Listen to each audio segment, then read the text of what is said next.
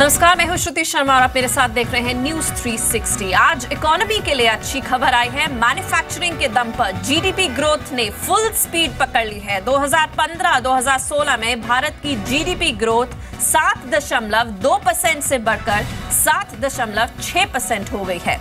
वहीं जनवरी-मार्च तिमाही में जीडीपी ग्रोथ 3.3% से बढ़कर 7.9% हो गई है। 2015-16 में मैन्युफैक्चरिंग का शानदार प्रदर्शन रहा। मैन्युफैक्चरिंग ग्रोथ 5.5% बढ़कर 9.3% पर पहुंच गई है। इस दौरान फार्मा ग्रोथ माइंस 0.2% से बढ़कर 1.2% हो गई है। माइनिंग सेक्टर की ग्रोथ में थोड़ी गिरावट देखने को मिली है। इस साल मॉनसून अगर अनुमान के मुताबिक अच्छा रहता है तो इकोनॉमी को और रफ्तार मिलने की उम्मीद जताई जा रही है। जानकारों का कहना है कि जीडीपी के आंकड़े बहुत अच्छे हैं और अब सरकार द्वारा उठाए जा रहे कदमों का असर दिखने लगा है। इसके अलावा अगर मॉनसून अच्छा रहा तो जीडीपी के आंकड़ों में और सुधार देखने को मिल सकता है। ये तो बहुत ही अच्छी खबर है कि जीडीपी ग्रोथ में हम अभी स्टेबिलिटी देख रहे हैं।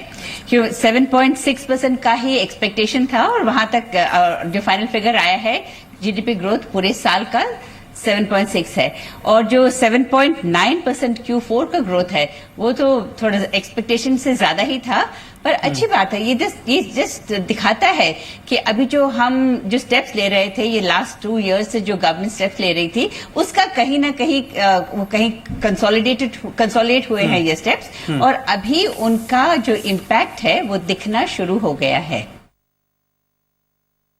आने वाले समय में अगर मानसून नॉर्मल रहता है तो यहाँ से आंकड़े ये और अच्छे हो सकते हैं। लेकिन सबसे इम्पोर्टेंट और इंटरेस्टिंग बात ये होगी कि जो 7.9 जो इस क्वार्टर का आंकड़े आए हैं उसका कॉम्पोजिशन देखना होगा। ये देखना होगा कहाँ पे सबसे ज़्यादा रिफ्लेक्शन हुआ है गवर्नमेंट पॉलिसीज़ का और उसको फिर एनकरेज करने की ज़रूरत है। और इकोनॉमी के मोर्चे पर एक और अच्छी खबर है। अप्रैल में कोर सेक्टर ग्रोथ 8.5% रही है। ये लगातार 5वां महीना है जब कोर सेक्टर ग्रोथ पॉजिटिव रही है। कोर सेक्टर इंडेक्स में कोयला, crude oil, natural gas, refinery products, fertilisers, steel, cement और बिजली शामिल है। कोर सेक्टर का आईआईपी में 38% वेटेज है। अप्रैल में कोर सेक्टर ग्रोथ में रिफाइनरी और इलेक्ट्रिसिटी का सबसे ज्यादा योगदान रहा है। और भारत दुनिया के सबसे अमीर 10 देशों के क्लब में शामिल हो गया है। भारत में इंडिविजुअल्स की कुल संपत्ति 5.20 लाख करोड़ डॉलर आंकी गई है। न्यू वर्ल्ड वेल्थ की रिपोर्ट के मुताबिक 10 सबसे अमीर देशों की सूची में भारत 7वें नंबर पर है। इस लिस्ट में 48.70 लाख करोड़ डॉलर की इंडिविजुअल संपत्ति के साथ अमेरिका टॉप पर है। रिपोर्ट के मुताबिक इस लिस्ट में भारत ने जनसंख्या की वजह से जगह बनाई है क्योंकि प्रति व्यक्ति आय के मामले में भारत अब काफी गरीब है। रिपोर्ट में कहा गया है कि पिछले 15 साल में भारत की ग्रोथ काफी तेज रही है। भारत ने इस लिस्ट में इटली को पीछे छोड़ा है।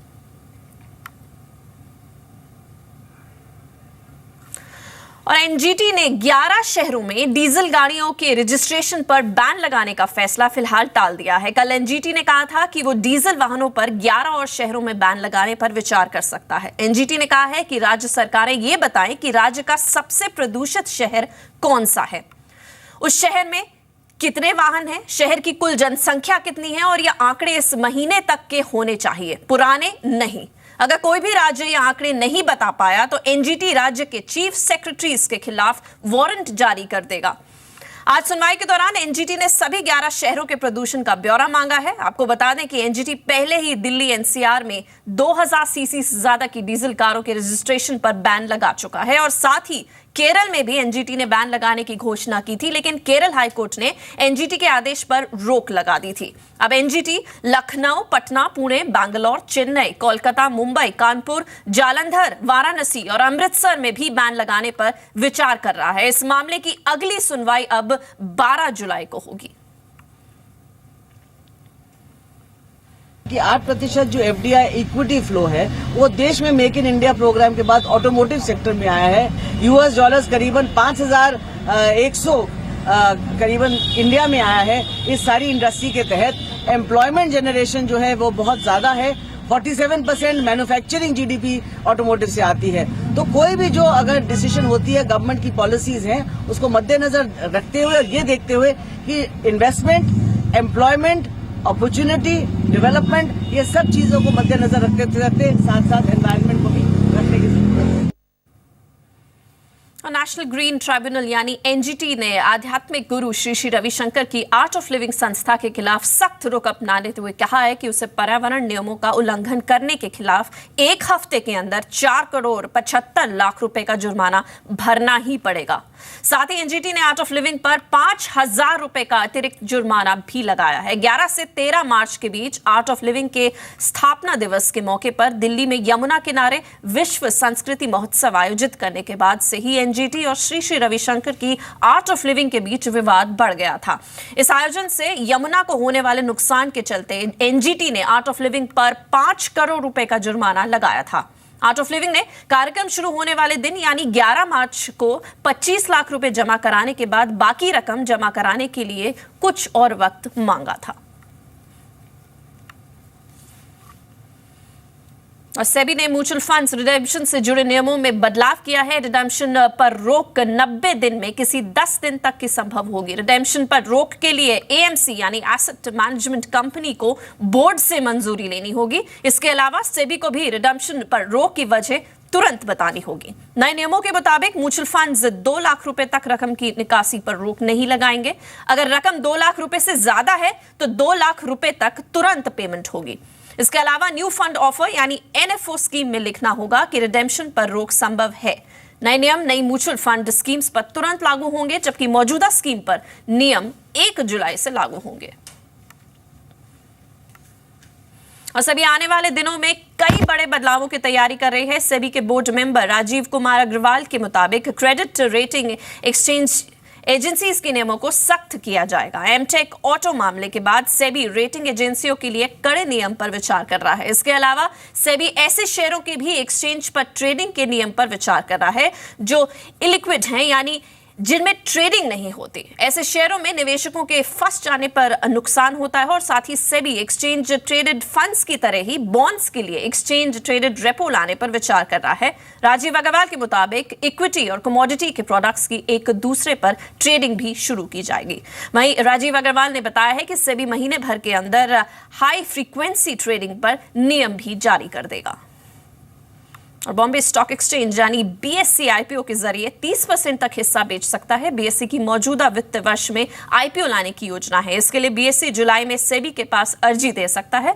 आईपीओ के लिए बीएससी एडलविस फाइनेंशियल सर्विसेज को लीड मर्चेंट बैंक नियुक्त कर चुका है, जबकि एजेडबी एंड पार्टनर्स ऑफ नीति देसाई एसोसिएट्स को लीगल एडवाइजर्स नियुक्त किया गया है। 24 जून को होने वाली एजीएम में बीएससी लिस्टिंग के लिए शेयरधारकों की मंजूरी लेगा। इस महीने की शुरुआत में बीएससी ने बोर्ड मीटिंग में आईपीओ पर चर्चा की थी। और एनफोर्समेंट डायरेक्टरेट यानी ईडी ने बैंक डिफॉल्टर विंसम डायमंड पर शिकंजा कस दिया है। ईडी ने आज मुंबई और बेंगलुरु सहित देश के कई शहरों में विंसम डायमंड के ठिकानों पर छापेमारी की है। ईडी ने विंसम डायमंड की 172 करोड़ रुपए की प्रॉपर्टी जब्त की है। विंसम डायमंड पर 15 बैंकों का 6,900 करोड़ रुपए बकाया है। कंपनी ने जिन बैंकों का डिफॉल्ट किया है उनमें Punjab national bank, standard chartered, Canara bank और एक्सिस बैंक भी शामिल है। दरअसल स्टैंडर्ड चार्टर्ड बैंक ने पीएमओ से जांच में तेजी की मांग की थी। बैंकों का आरोप है कि विंसम डायमंड ने कर्ज की रकम को मनी लॉन्ड्रिंग के जरिए विदेश भेजा है। और वित्त राज्य मंत्री जयंत सिन्हा ने कहा है कि सरकार ने एनपीएस के लिए कमेटी बनाई है और कमेटी बैंकों के साथ मिलकर काम करेगी। जयंत सिन्हा ने कहा है कि स्ट्रैट्स सेट फंड पर काम फिलहाल जारी है।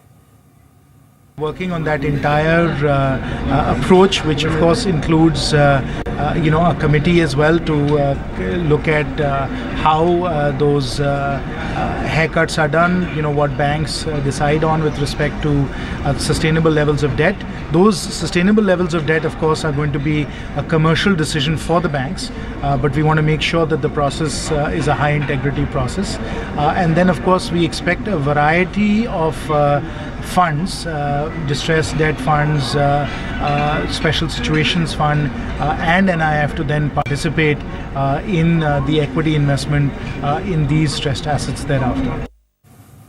और फ्लिपकार्ट से महंगा सामान खरीदने वाले ग्राहकों के लिए नो कॉस्ट EMI सर्विस शुरू की है। ऐसे सामान के खरीद पर ग्राहकों को कोई प्रोसेसिंग फीस नहीं देनी होगी। साथ ही इस स्कीम के तहत ग्राहकों को ना तो डाउन पेमेंट करनी होगी और ना ही EMI पर कोई ब्याज चुकाना होगा। फ्लिपकार्ट का कहना है कि ये कैश ऑन डिलीवरी की तरह मार्केट प्लेस में नया हिट साबित होगा। स्कीम के लिए फ्लिपकार्ट ने बजाज फिनसर्व के साथ करार किया है। इसके तहत कंपनी 3 से 12 महीने तक का लोन ऑफर कर रही है। और ऐप से एक कदम आगे बढ़ते हुए टैक्सी सर्विस प्रोवाइडर मेरू ने बॉट सर्विस लॉन्च की है। मेरू ने यह सर्विस फेसबुक मैसेंजर के साथ मिलकर शुरू की है। इस सर्विस के जरिए टैक्सी की बुकिंग पूरी तरह ऑटोमेटिक तरीके से होगी। फेसबुक के यूजर्स फेसबुक मैसेंजर के जरिए कीवर्ड का इस्तेमाल करके टैक्सी बुक कर सकेंगे। साथ ही चैटबॉट के जरिए सवाल भी कर सकेंगे। मेरू का दावा है कि बॉट सर्विस प्लेटफॉर्म पर लॉन्च होने वाली ये पहली सर्विस है। और मोदी सरकार के 2 साल पूरे होने के मौके पर ITI के छात्रों को बड़ी सौगात दी गई है। ITI कर रहे छात्रों को डिप्लोमा के साथ 12वीं क्लास का सर्टिफिकेट भी दिया जाएगा।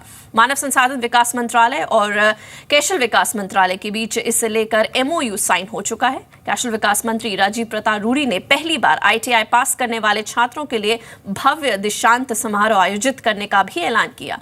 इस कार्यक्रम में PM मोदी भी शामिल होंगे। जो बच्चा 10th क्लास पास हो और ITI 2 साल का करे, उसको 12वीं का सर्टिफिकेट इक्विवेलेंट दिया जाएगा और पूरे भारतवर्ष में उसकी मान्यता होगी। वो ITI भी होगा, 12वीं का सर्टिफिकेट भी होगा और आगे की भी पढ़ाई वो कर सकता है। डॉक्टर सुभाष चंद्रा ने आज हरियाणा से राज्यसभा चुनाव के लिए नामांकन दाखिल किया है। हरियाणा में राज्यसभा की 2 सीटों के लिए चुनाव 11 जून को होना है। डॉक्टर सुभाष चंद्रा निर्दलीय उम्मीदवार के तौर पर राज्यसभा चुनाव लड़ रहे हैं। चंडीगढ़ में हरियाणा विधानसभा भवन में नामांकन दाखिल करते वक्त डॉक्टर सुभाष चंद्रा के साथ दूसरी राजनीतिक पार्टियों के नेता मौजूद रहे। हमने सबसे समर्थन मांगा, सभी पार्टियों से समर्थन मांगा और लगभग काफी लोगों ने हमें समर्थन दिया है। इंडिपेंडेंट लोगों ने भी दिया है, भारतीय जनता पार्टी ने भी दिया है। हरियाणा में राज्यसभा की 2 सीटों के लिए चुनाव 11 जून को होना है।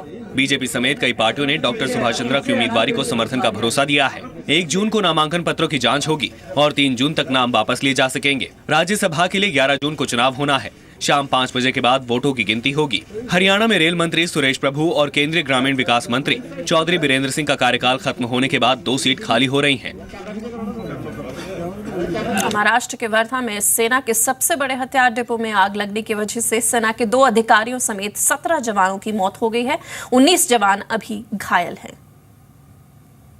बीती रात करीब 1:30 बजे वर्धा के पुलगाम में बने सेना के हथियार डिपो में आग लगी। आग लगने के बाद डिपो में कई धमाके हुए। एहतियात के तौर पर आसपास के गांव को खाली करा दिया गया है। यहाँ ब्लास्ट हुआ है और इस एमिनेशन डिपो की खास बात यह है, यहाँ पर बंदूक की गोली से लेकर मिसाइल तक सब चीजें यहाँ स्टोर की जाती है। तकरीबन 36 स्क्वायर किलोमीटर की एरिया में ये एमिनेशन डिपो बना हुआ है। महाराष्ट्र के सीएम देवेंद्र फडणवीस ने आग पर काबू पाने का दावा किया है। रक्षा मंत्री मनोहर पर्रिकर और सेना प्रमुख जनरल दलबीर सिंह भी हादसे का जायजा लेने पहुंचे। रक्षा विशेषज्ञों ने साजिश की आशंका से इनकार नहीं किया है। रक्षा मंत्री श्री मनोहर पर्रिकर जी इस सारे घटनाक्रम का जायजा लिए हुए हैं और स्वयं फोर्सेस उसमें मदद कर रहे हैं। पूरी सिचुएशन उन्होंने कंट्रोल में ली है। राज्य शासन की ओर से हमने जिलाधीश को ये कहा है कि वो स्वयं उसमें ध्यान दे, वो ध्यान दे रहे हैं। बहुत सारी वजूहात हैं, साबोटाज भी हो सकता है, सबवर्शन एलिमेंट्स का भी काम हो सकता है। प्रधानमंत्री नरेंद्र मोदी ने हादसे पर दुख जताया है। सेना ने मामले की जांच के आदेश दिए हैं। रॉबर्ट वाड्रा पर एक बार फिर बड़ा आरोप लगा है। बताया जा रहा है कि हथियारों के एक विवादित सौदेबाज ने लंदन में रॉबर्ट वाड्रा को बेनामी घर खरीद कर दिया था। आरोपों के सामने आने के बाद खुद कांग्रेस अध्यक्ष सोनिया गांधी रॉबर्ट वाड्रा के बचाव में उतर आई हैं। रॉबर्ट वाड्रा पर लगे इस इल्जाम पर खुद कांग्रेस अध्यक्ष सोनिया गांधी ने सफाई दी है। सोनिया ने कहा है कि ये सब एक बड़ी साजिश का हिस्सा है। रोज कुछ न कुछ ये लोग बहाना बनाते हैं, गलत इल्जाम लगाते हैं। अगर कुछ ऐसी बात है तो बिना भेदभाव जांच करो, दूध का दूध, पानी का पानी। लेकिन सोनिया गांधी यहीं नहीं रुकी। रॉबर्ट वाड्रा मामले का गुस्सा मोदी सरकार के कामकाज के तरीकों पर भी उतरा। प्रधानमंत्री एक प्रधानमंत्री है, शहंशाह नहीं है, देश का प्रधानमंत्री है। में देश में जब अभी भी गरीबी है, सूखा है, किसान परेशान है, तो इस तरह की शो सेटअप करना मुझे लगता मुनासिब नहीं। सोनिया गांधी के दामाद और देश के जाने माने बिजनेसमैन रॉबर्ट वाड्रा पर एक बड़ा इल्जाम लगा है। आरोपों के मुताबिक हथियारों के सौदेबाज संजय भंडारी ने लंदन में रॉबर्ट वाड्रा को घर खरीद कर दिया। ये घर लंदन के 12 एल्टन हाउस ब्रॉन्स्टन स्क्वायर में है। बताया जा रहा है कि वाड्रा को जो घर दिया गया उसे करीब 19 करोड़ में खरीदा गया था। लंदन में संपत्ति का यह सौदा अक्टूबर 2009 में हुआ। जून 2010 में इसे बेच दिया गया। हाल ही में संजय भंडारी के 18 ठिकानों पर प्रवर्तन निदेशालय ने छापेमारी की थी। संजय के फोन से कुछ ईमेल मिले जिसमें संजय भंडारी और रॉबर्ट वाड्रा के सहयोगी मनोज अरोड़ा के बीच बातचीत का जिक्र है। पूरी की पूरी कांग्रेस पार्टी अब उनके बचाव में आकर खड़ी हो गई। बीजेपी सांसद किरीट सोमैया ने केंद्र सरकार, ईडी और आयकर विभाग को चिट्ठी लिखकर इस पूरे मामले में जांच की मांग की है। ब्यूरो रिपोर्ट, जी मीडिया।